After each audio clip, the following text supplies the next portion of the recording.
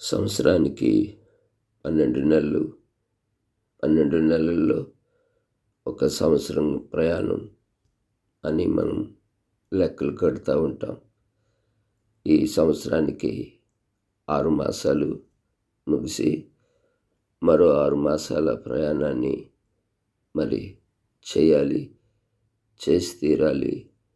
దేవుని కృప అయితే ఆయుష్, ఆరోగ్యము, ఆశీర్వాదం ఆయన వశంలో ఉంది కాబట్టి, సమయంలో కాలంలో ఆయన స్వాధీనంలో ఉంది కాబట్టి మనం దాన్ని సద్వినియోగం చేసుకుంటూ ముందుకి సాగిపోయి మనం చేయవలసింది, ఆయనకి చెందవలసింది చేస్తూ పోతే ఆయన సంరక్షణలో మనము ఉన్నట్టే ప్రియులారా.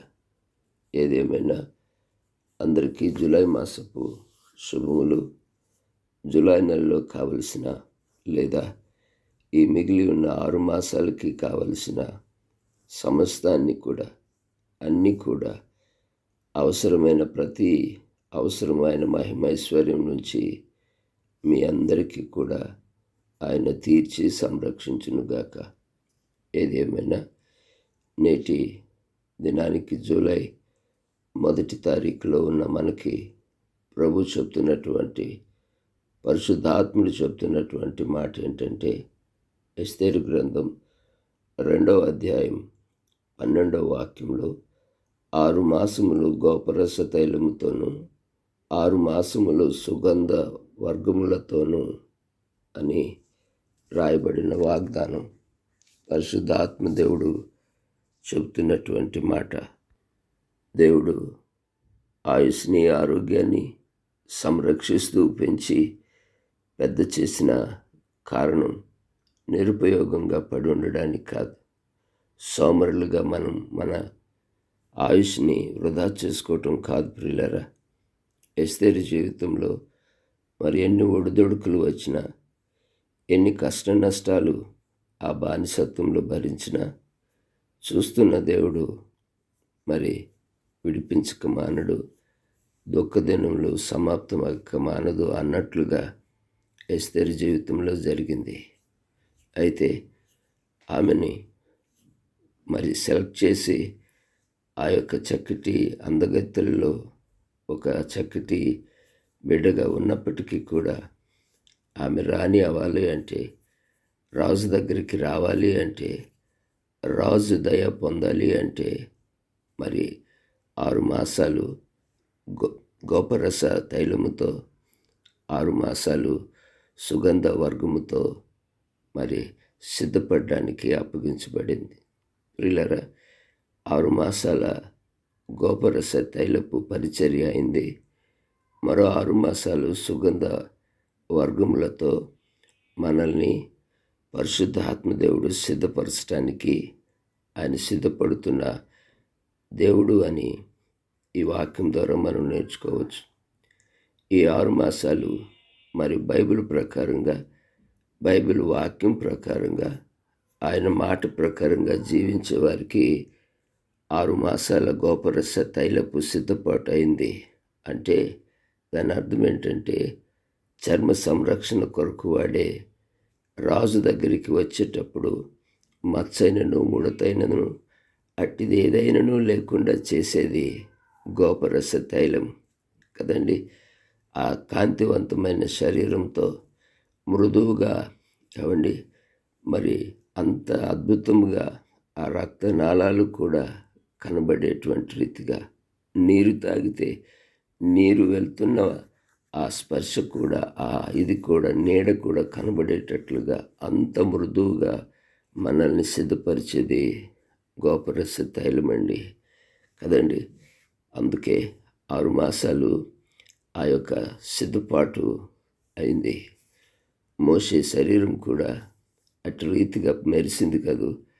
అలా మోసే శరీరం ముఖము ప్రకాశించినట్లుగా, చర్మం ప్రకాశించినట్లుగా సిద్ధపరిచేది అయింది గోపరస తైలం సిద్ధపాటు. మిగిలిన ఈ 6 మాసాలు సుగంధ వర్గములతో, అంటే ఎన్నో రకాల పరిమళాలతో నిన్ను నన్ను సిద్ధపరచడానికి దేవుడు సిద్ధపడి ఉన్నాడు. విన్నారు కదూ. ఎన్నో వర్గములతో కూడిన సుగంధ వర్గములతో ఈ 6 మాసాలు నీకు నాకు ఆయన నమ్మిన బిడ్డలకు ఆయనపై ఆధారపడి జీవిస్తున్న సంఘానికి ఆయన చేయటానికి సిద్ధపడి ఉన్నాడు. పిల్లరా, గోపరస తైలము సుగంధ వర్గముల తైలముతో మనల్ని సిద్ధపరిచి మన యొక్క జీవితాలు కాంతివంతముగాను, మృదువుగాను, మచ్చ ముడత లేనిదిగాను, ప్రత్యేకంగా పరిశుద్ధతకు నాందిగాను, పవిత్రతకు మరి దేవునికి ఇష్టమైన పవిత్రతకు మూలముగాను చేయాలని ఈ యొక్క మిగిలిన 6 మాసాలు అనగా ఈ జూలై నుండి మరి డిసెంబర్ 31 వరకు ఆయన చేసేది ఏమిటి అంటే సుగంధ వర్గములతో ఉన్న సిద్ధపాటు. అంటే ఎన్నో రకాల మూలికలు, ఎన్నో రకాల మరి సుగంధ పరిమళాల వర్గములతో సిద్ధపరచు. అప్పుడు కానీ రాణి యొక్క సౌందర్యం, సంఘం యొక్క సౌందర్యం, సంఘంలో పెరుగుతున్న వారి యొక్క సౌందర్యము రాజుకి ఇష్టంగా మారుతుంది. ప్రియులారా, అంతవరకు ప్రతి సంవత్సరం కూడా మనకి దేవుడు చేసే కార్యం ఏంటంటే 6 మాసాలు సుగంధ గోపరస తైలంతోనూ 6 మాసాలు సుగంధ వర్గములతోనూ నేను సిద్ధపరుస్తూనే ఉన్నాడు. కానీ ఇంకా సంఘము సిద్ధపడలేదు, వధువు సంఘంగా మారలేదు అని మనము చూసినట్లయితే ఎన్నో విషయాలు తెలుస్తాయి.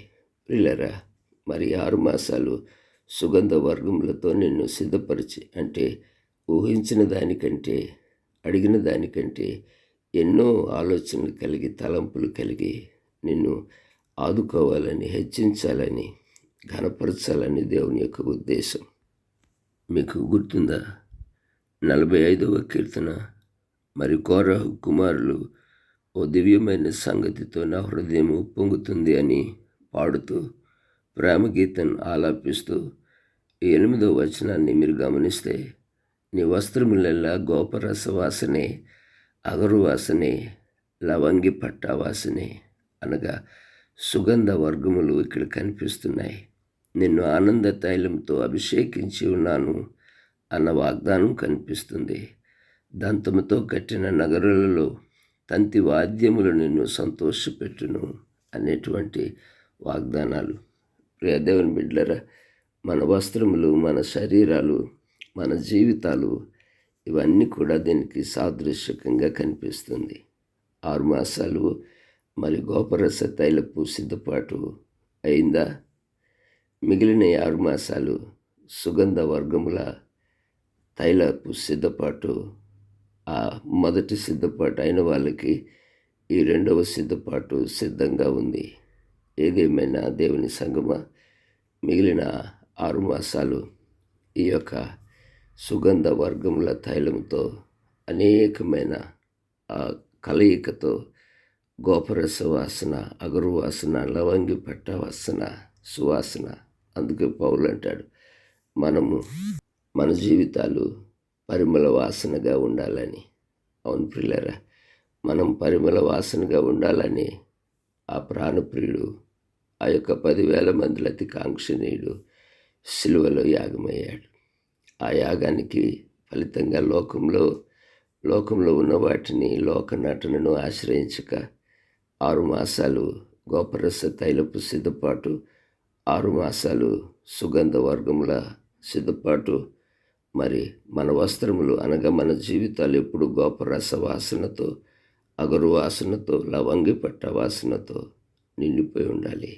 ప్రియ దేవుని సంగమా, అప్పుడు కానీ రాజు దగ్గరికి తేవడం, రాజు మన సౌందర్యాన్ని చూసి మెచ్చుకొని ఇంకొంచెం హత్తుకొని మనల్ని, మన జీవితాల్ని ప్రతి సంవత్సరం జరిగే ఈ యొక్క సిద్ధపాటులో బ్రతికున్నంత వరకు ఆ సిద్ధపాటుకు అంకితము అగుదుముగాక.